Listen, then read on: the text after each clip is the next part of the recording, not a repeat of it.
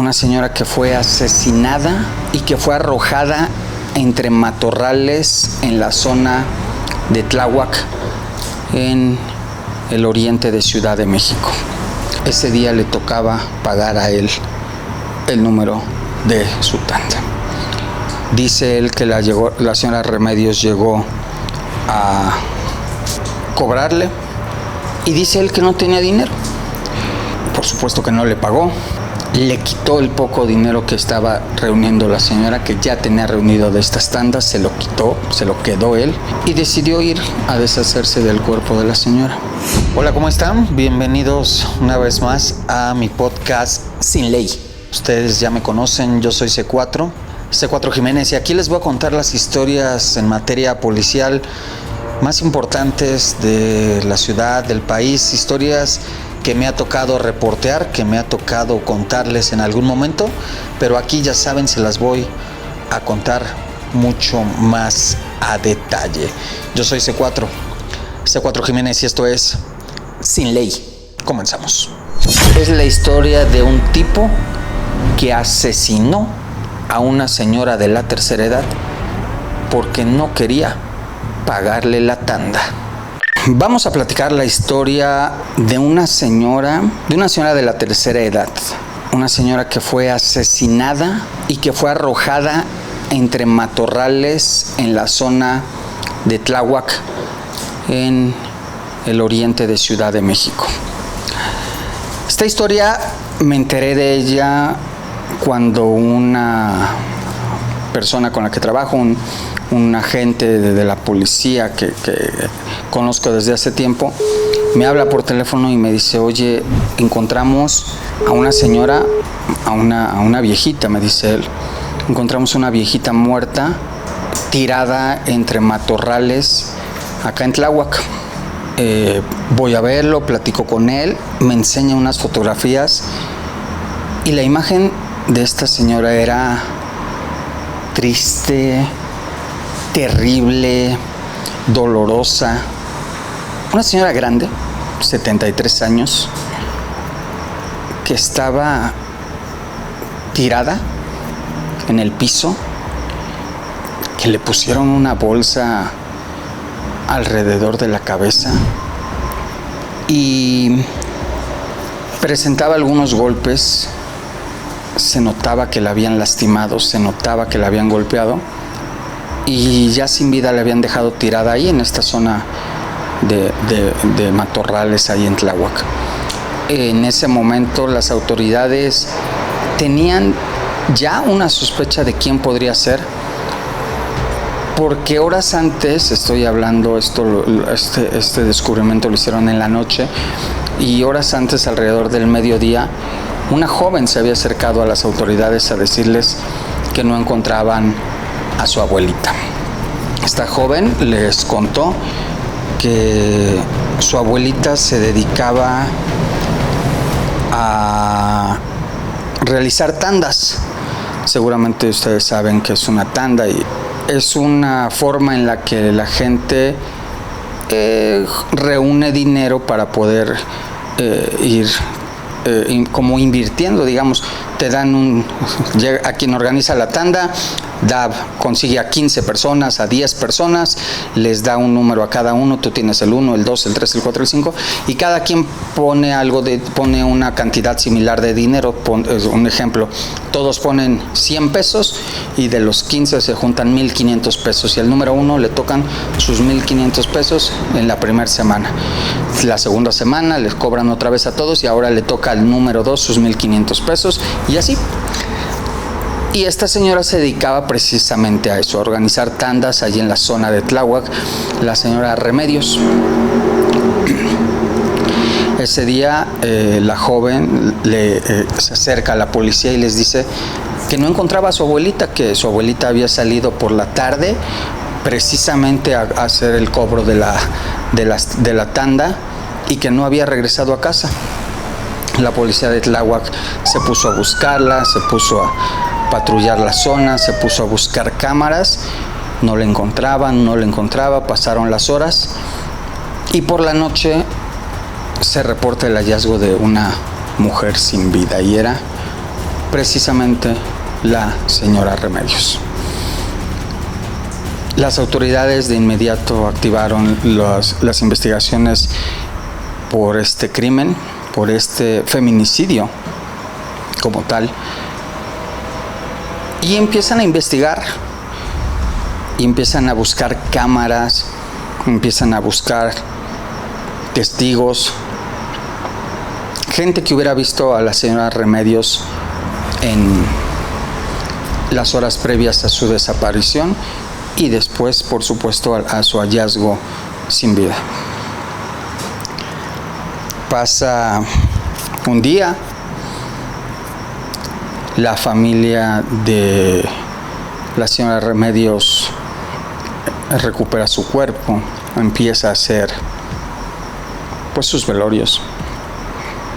Y a mí me escribe alguien en mi cuenta de Twitter y me dice que si yo no tenía información sobre qué le había pasado a ella, porque era un vecino, porque me contaba que la señora era muy conocida en la zona, que era querida por muchos y que muchos la conocían precisamente por eso, por hacer las tandas, porque además con eso ayudaba muchas veces a la gente que no tenía dinero, y ella invitaba a la gente que no tenía dinero a participar en estas tandas para poder hacer algún tipo de ahorro, poder tener su dinero al momento en que llegara el número de cada uno de ellos.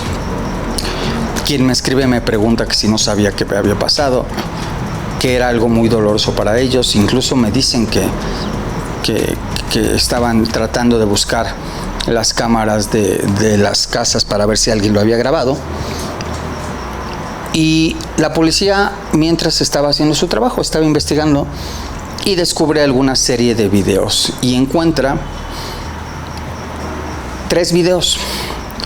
Un video donde va la señora Remedios saliendo de su casa y empieza a caminar por la calle y se ve que llega a un lugar, entra, platica y se vuelve a ir. Después van siguen buscando las cámaras, siguen buscando el recorrido que hace la señora y encuentran su paso solamente sobre la calle, su paso sobre una calle cercana al lugar donde vivía. Y después encuentran una tercera cámara y encuentran que la señora se estaba acercando a una taquería que se llamaba Taquería Gus. Y cuando la policía va a revisar estos lugares y encuentra la Taquería Gus, encuentra que la taquería está cerrada. Pregunta, les dicen que no había abierto el último día, y entonces la policía empieza a buscar más cámaras y encuentran 2 cámaras a un lado, y por más que revisan, ven la entrada de la señora a la taquería, pero ya no hay una imagen de la señora saliendo de la taquería. Todo indicaba, por supuesto, que algo había sucedido dentro de esa taquería con la señora Remedios. Lo que hacen los policías es investigar, es buscar al dueño de la taquería, y encuentran entonces otro video en el que se ve el paso de un carro rojo, un Chevy rojo, saliendo por el estacionamiento que está junto a la taquería y dirigiéndose precisamente a la zona donde habían encontrado muerta a la señora Remedios. La policía entonces se dedica a buscar ese Chevy rojo y da con él y encuentran que el dueño de ese Chevy rojo era el dueño de la taquería, y era este sujeto que se llama, en ese momento supieron, Gustavo Baena. Él era dueño de la taquería Gus precisamente porque la puso a su nombre. Las autoridades lo ubican, lo interrogan y descubren que Gus formaba parte de la lista de personas que la señora Remedios tenía como integrantes de sus tandas.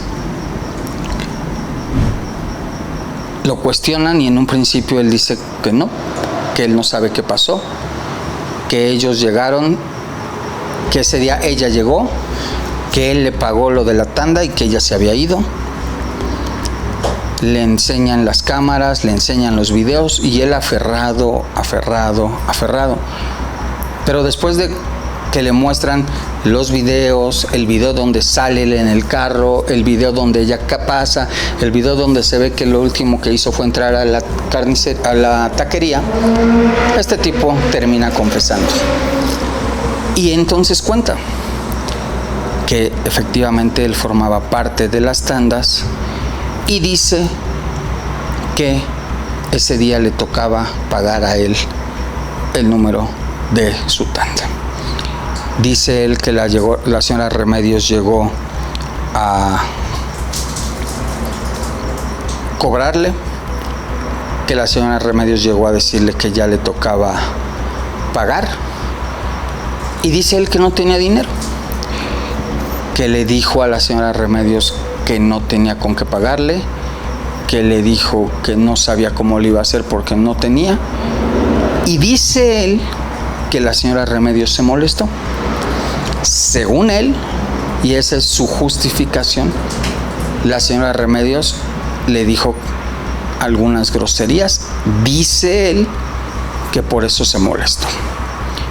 Y confiesa que comenzó a agredirla.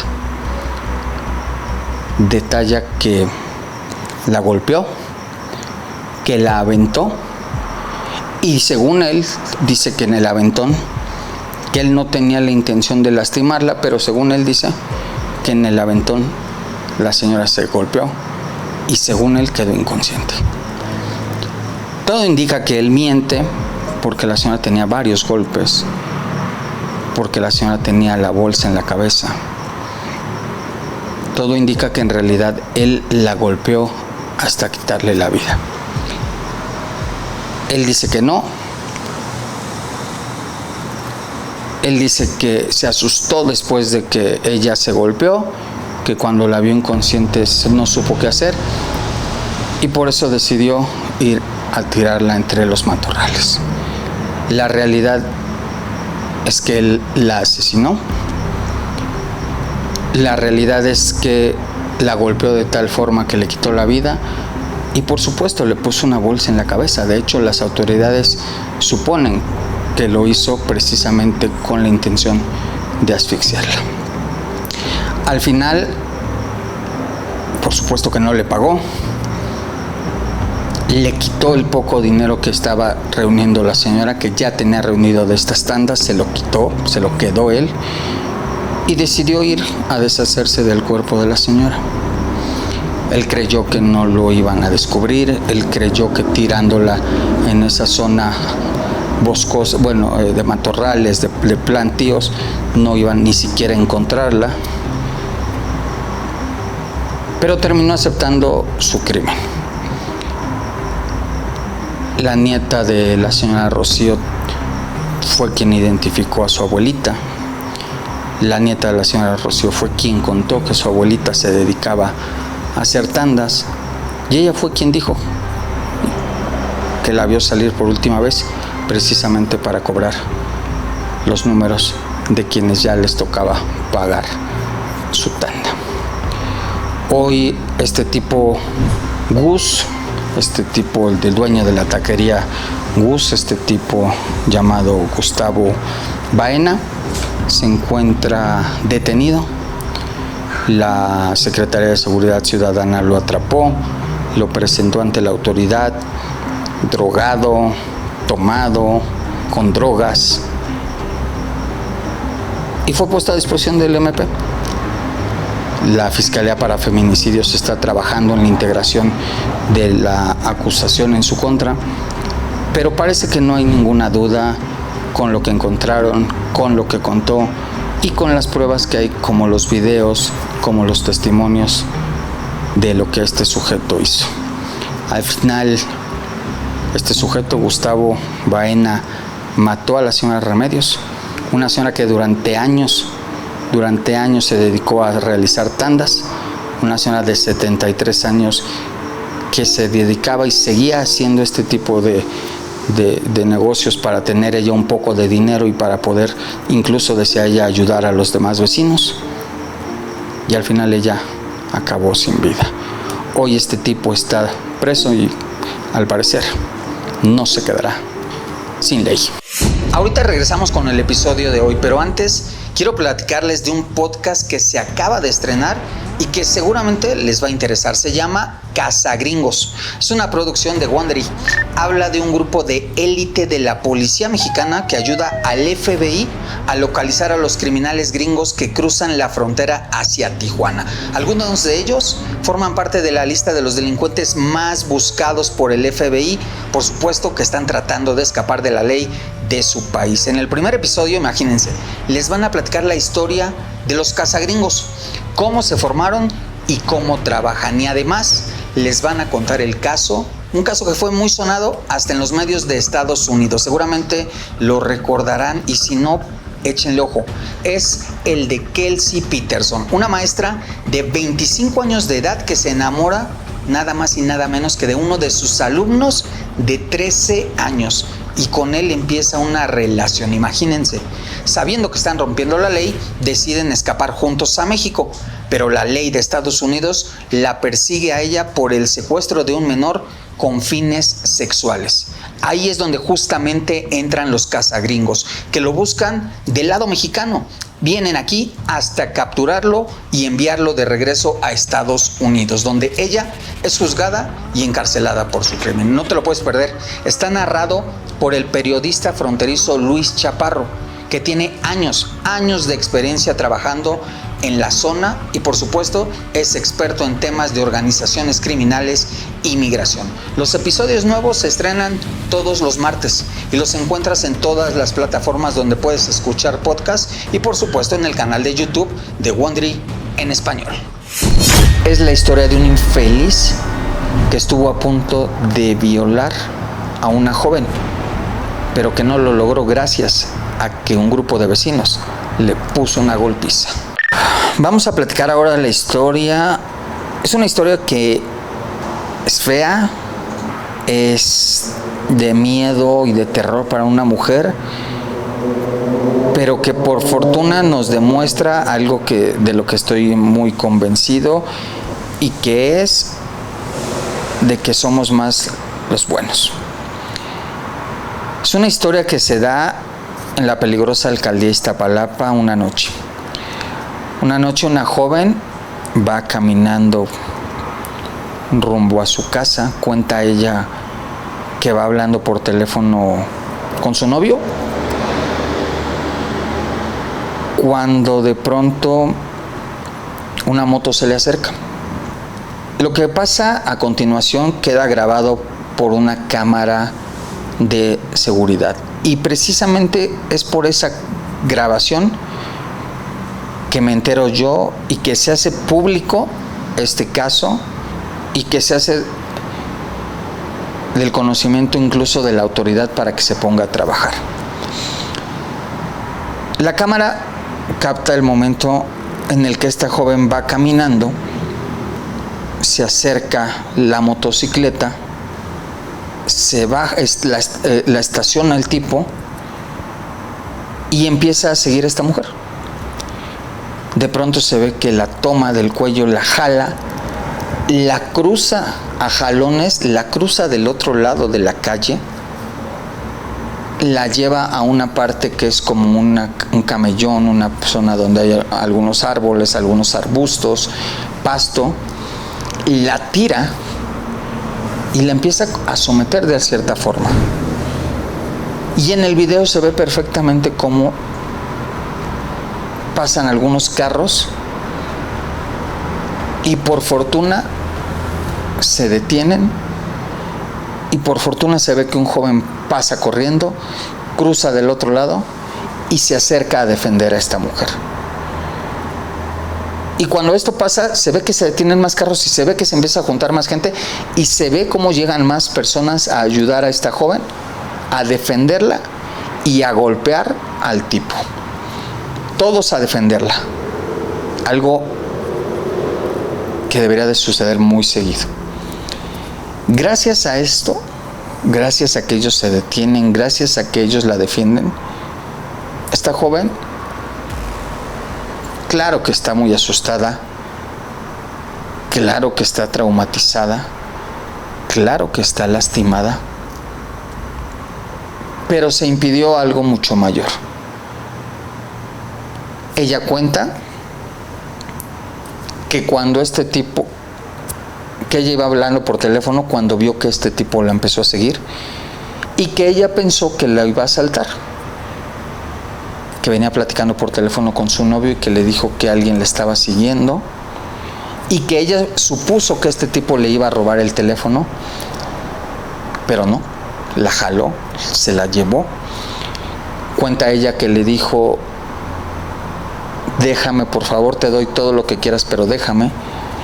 Pero que este tipo la tiró al piso, le puso las rodillas en los brazos mientras ella estaba tirada, la sometió y le puso las rodillas de tal forma que le impidió que se moviera, que le impidió que se defendiera,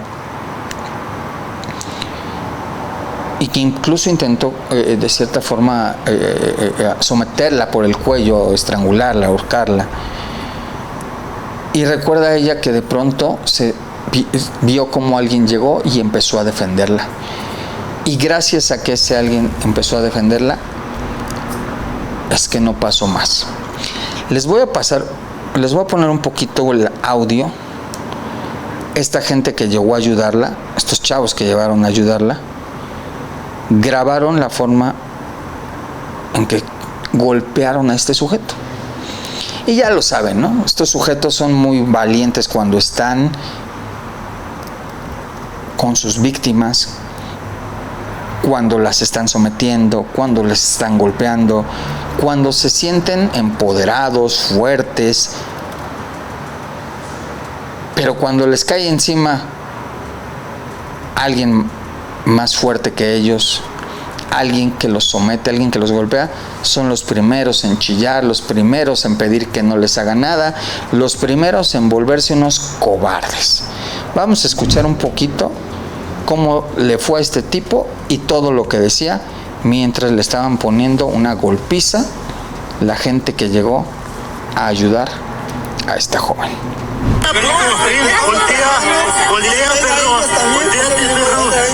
Quítate las putas manos, güey. A ver si muy verga, ¿no? Con las mujeres. A ver si muy verga, quítate la puta mano. Yo pensé que era una de las muchachas que se quedan ahí. Y la señora gritando. A ver, te calmas, perro. Te calmas, perro. Pues si yo no dice nada. Pon la puta cara. Pon la puta cara. Alza la puta cara. Pues si yo no dice Alza nada. la puta cara, pendejo. ¿De qué llama de que yo no dice nada, cabrón? Alza la puta cara. ¿Qué le querés hacer, güey? A ver, con tu teléfono. No dice nada. ¿Dónde vas, puto? Lo pudieron escuchar como todo un cobarde diciendo: yo no le hice nada, yo no le hice nada, carnal, yo no le hice nada, y él cubriéndose nada más. Les digo, así son los delincuentes, así son los abusivos, así son todas estas personas que joden nada más. Resulta que el tipo se llama Alberto Jaimes, tiene 35 años. Se lo llevaron detenido ese día, después de la tranquiza que le acomodaron los vecinos y los amigos y la gente que llegó. Se lo entregaron a unos policías de tránsito que estaban por ahí, que estaban pasando, que llegaron a ayudar. Se lo entregaron. Entregan a este tipo, Alberto Jaimes, y resulta que revisan sus antecedentes y no era la primera vez que hacía algo así. El tipo ya había estado en la cárcel hace algunos años y estuvo precisamente encarcelado por abuso sexual. Exactamente por algo similar estuvo en la cárcel. Pasó un tiempo en la cárcel, salió y ahora otra vez andaba haciendo lo mismo. Los videos se ve claramente cómo agredió a esta joven. Se ve claramente cómo la jaló, cómo se la llevó, cómo intentó atacarla sexualmente. La Fiscalía de Justicia, la Fiscalía en específico de Delitos Sexuales, integró el expediente y decidió enviarlo a la cárcel solamente por el delito de abuso sexual. La joven víctima platica que si no la han defendido, quizá este tipo la hubiera violado, que si no la han defendido, quizá este tipo la hubiera incluso asesinado. Y aún así la Fiscalía de Justicia no lo acusó ni de tentativa o intento de violación, ni de tentativa o intento de feminicidio. Lo dejó en un abuso sexual. Ya saben, la Fiscalía y las cosas extrañas que de pronto ellos deciden. El tipo fue a dar a la cárcel, el tipo fue vinculado a proceso y actualmente se encuentra en prisión.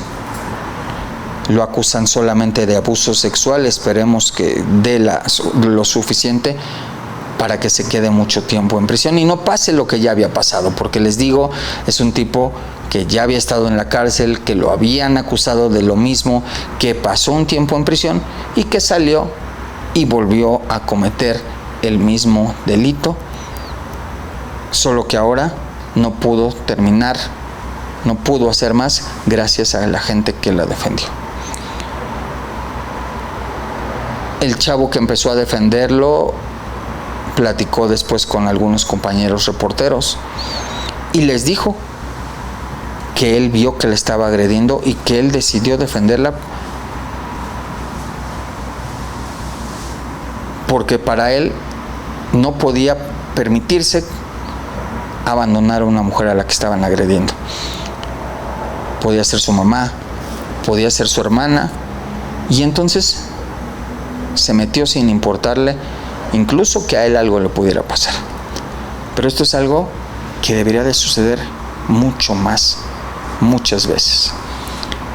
Si todos dejáramos de ser indiferentes cuando vemos algún tipo de delito, algún tipo de robo, algún tipo de situación mala, ayudaríamos mucho.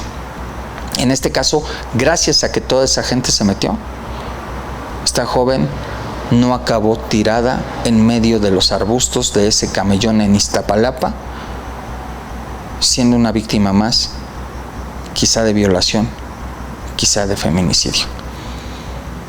Hoy ella está, por supuesto, tratando de recuperarse del trauma psicológico de lo que vivió.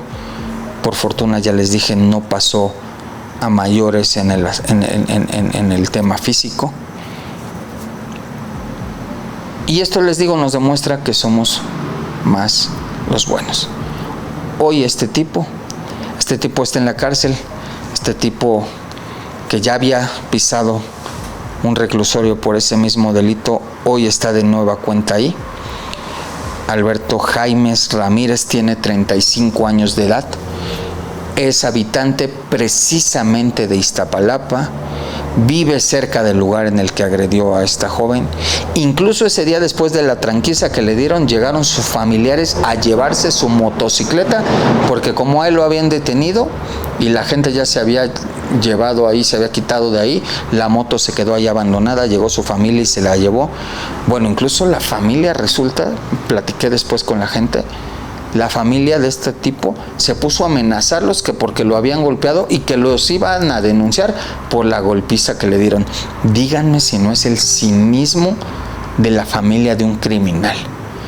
Se puso a decirle a la gente que si seguían acusándolo y seguían señalándolo, los iban a acusar a ellos por la golpiza que le dieron, y se pusieron incluso a amenazar y amedrentar a la gente. De verdad, el cinismo total de la familia de este sujeto. Por fortuna, la gente no se agachó, no se asustó y ayudó a presentar la acusación contra este sujeto. Hoy este tipo está en la cárcel, hoy este tipo está bajo proceso y esperamos que ahora sí se quede mucho tiempo en prisión. Y esperamos que este infeliz no se quede sin ley. Es la historia del asesinato de una señora a la que mataron dentro de su departamento y la encontraron 3 días después.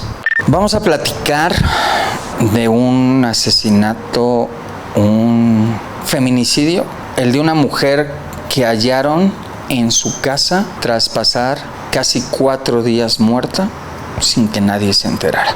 Es el caso de Cristina Vázquez. Cristina Vázquez era una vecina de la colonia Condesa, una señora que era considerada activista en pro de su colonia, de sus vecinos, de su calle.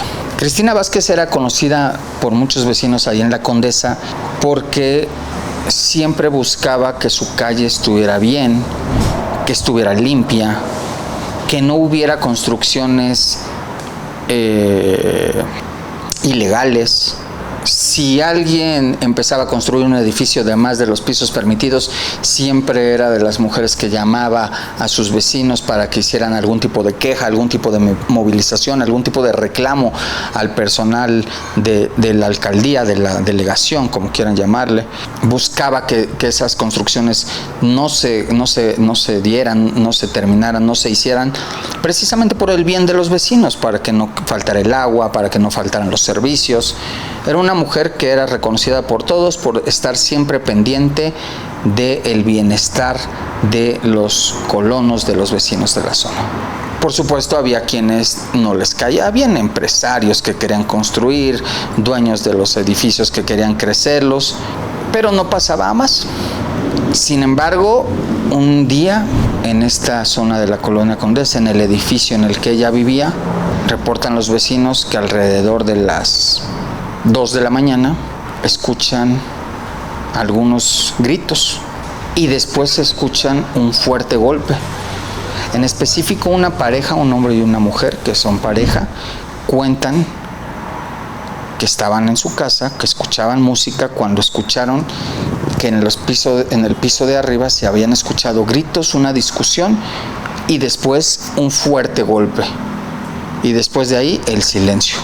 Ellos declaran y cuentan que le llamaron a la policía. De hecho, existen registros de que la policía recibió precisamente una llamada de auxilio al 911. Según el reporte, los agentes de la policía fueron al lugar, pasaron por ahí.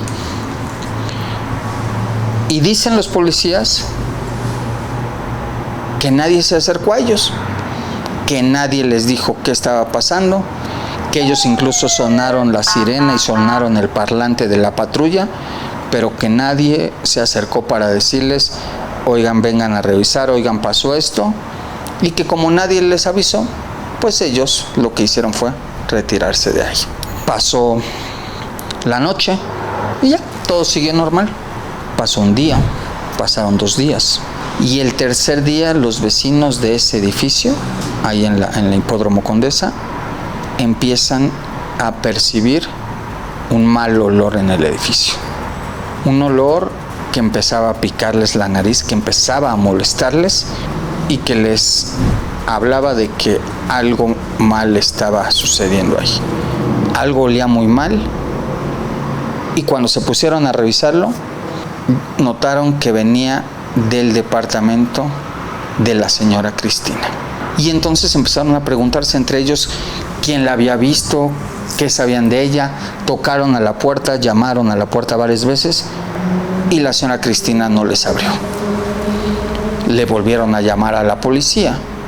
Llegó la policía, llegaron los bomberos y entraron al lugar. Y encontraron a la señora Cristina muerta sobre su cama. Recuerdo que tenía yo en aquel entonces el registro pericial de las autoridades y los detalles sobre lo que le sucedió te dibujaban una historia terrible de una golpiza que había recibido una mujer. Daba detalles, por ejemplo, sobre 3 de sus dientes tirados en el piso, a consecuencia, por supuesto, de un golpe en el rostro. Hablaba de 2 de sus uñas rotas, cosas que quedaron regadas, manchas de sangre que había en algún lugar, una lámpara tirada, su ropa tirada por algún lado, La descripción, por supuesto, de alguien que la golpeó, la agredió y la mató. Pero también detallaba que no había huellas de un gran saqueo. Es decir, quien había entrado ahí no lo había hecho con la intención principal de robar, porque había todavía algunas pertenencias de la señora que no se habían llevado. Las autoridades comienzan a investigar, comienzan a buscar qué pasó y analizan los videos de las cámaras de seguridad y encuentran las imágenes de la persona que mató a la señora Cristina. Son dos videos, son tres tomas, perdónenme, una instalada en la entrada del edificio, otra instalada en parte de las escaleras y otra instalada en la parte alta de la puerta precisamente que daba a la casa al departamento de la señora Cristina. Y lo que encuentran es que el asesino era un hombre de unos 30-35 años, un hombre que traía ese día playeras sin mangas, que traía algunos tatuajes y que entró por las escaleras, se le veía bajando, subiendo, incluso se le veía como que no sabía si bajar y salir por la puerta de la parte de hasta abajo o subir y brincar a la azotea y salirse. Se ve que estaba como perdido en las escaleras, pero allí estaba la imagen de este sujeto. En ese entonces, les estoy hablando, ya les decía, del año 2019, estaba un secretario de seguridad que se llamaba Jesús Horta. Creo que el peor secretario de seguridad que ha tenido la ciudad, a tal grado que la entonces jefa de gobierno, Claudia Sheinbaum, lo echó, la ahora presidenta lo echó en aquel momento. Y cuando le preguntaban a él qué había pasado, por qué los policías que les habían llamado ese día no habían hecho algo, la respuesta que dio él fue esa, ¿no? Lo que les dije en un principio, que ellos dijeron que sí les hablaron, que ellos pasaron y que como nadie les dijo para qué los necesitaban, ellos se fueron de ahí.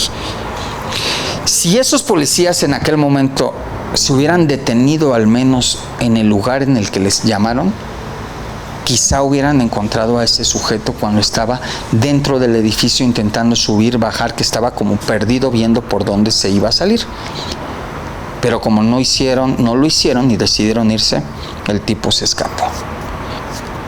Las autoridades no sabían y a la fecha no saben con exactitud cómo es que este sujeto logró meterse al edificio. No saben si la puerta no estaba bien cerrada, si él tenía llaves, porque eso no se aprecia en las cámaras, o si él se brincó por la azotea. Y les digo esto de que se brincó porque solo un día después del hallazgo de la señora Carmen, estaba el lugar resguardado por policías, y un hombre que vive en la calle se metió al edificio por la azotea. Se metió para ver qué se robaba, y los policías que estaban custodiando el departamento de la señora lo encontraron tratando de meterse y lo detuvieron.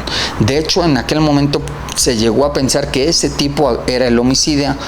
Ya analizaron en las cámaras, hicieron el comparativo y no era, solamente era un tipo que se había metido a robarse algunas cosas. Y entonces lo que sospecharon fue que la persona que había asesinado a la señora había sido igual una persona que entró a robar. Los vecinos se quejaron, la gente se quejó, hubo muchas movilizaciones para llamar a las autoridades, para presionar a las autoridades, para exigir que detuvieran a este sujeto. La policía de investigación de aquel entonces se dedicó a buscar entre personas que vivían en la calle al posible criminal, hizo búsquedas en muchos de los parques cercanos allá a en la Condesa. Se dedicaron incluso a buscar en lugares donde saben que se reunían personas que vivían en la calle, en la glorieta del Metro Insurgentes, en algunos bajo puentes, en algunos lugares donde saben que acostumbraban a reunirse y a dormir personas de la calle. Ahí estaban investigando, porque la sospecha principal era que el homicida había sido una persona que vivía en la calle y que solamente se había metido a buscar algo que robar, que la señora lo había descubierto y que por eso cuando la descubrió él la había asesinado. Pasaron semanas, pasaron meses y un día detuvieron a alguien. Se parecía a la persona de los videos, pero los tatuajes que tenía el sujeto de los videos no eran los que tenía este tipo. El tipo negó, por supuesto, su participación y la policía tuvo que dejarlo en libertad.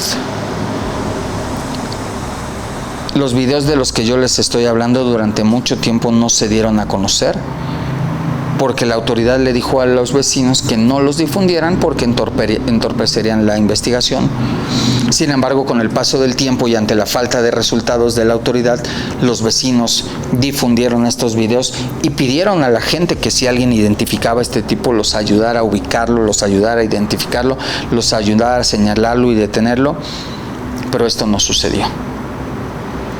Está parte de su rostro, están sus tatuajes, está su imagen, pero hasta ahora ese hombre no tiene ni siquiera un nombre como para buscarlo. Han pasado ya desde aquel entonces 5 años, han pasado ya 2 fiscales y la Fiscalía para Feminicidios que tiene el caso no lo ha resuelto. El caso pareciera que está botado en un archivo, que está abandonado, porque no ha habido más avance, no ha habido mayor trabajo y no hay ningún dato hasta ahora que yo sepa para ubicar a este sujeto. Si era una persona que vivía en la calle, quién sabe si lo lleguen a identificar.